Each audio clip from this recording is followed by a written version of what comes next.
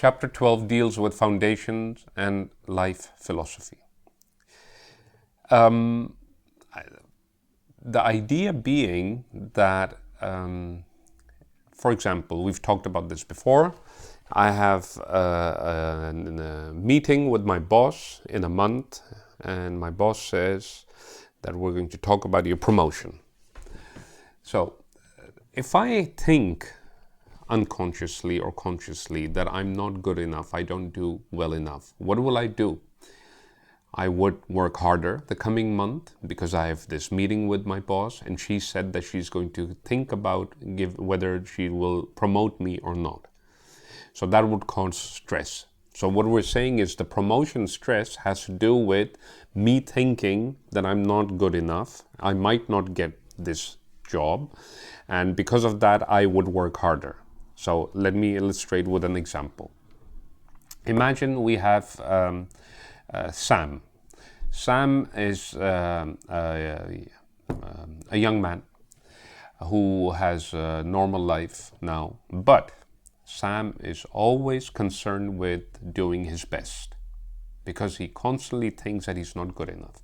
If we look back at Sam's past, we find out that Sam had a father who drank too much and worked really hard and drank a lot. So Sam did not really have a lot to do with his father while growing up because his father wasn't around, and if he was either drunk or tipsy or asleep. So Sam would want his father to come over and watch him play football, but because Sam's father was either at work or he was drunk, would not come and watch football. And Sam started to think that he wasn't important enough for his father. So this thought, I'm not important enough, thus I'm not good enough, is what we will call our foundation. So the foundation is I'm not good enough. But being able to deal with my life by being not good enough would mean that I have to work harder. I have to be better. So my life philosophy would be, if I work harder, then I will be good enough.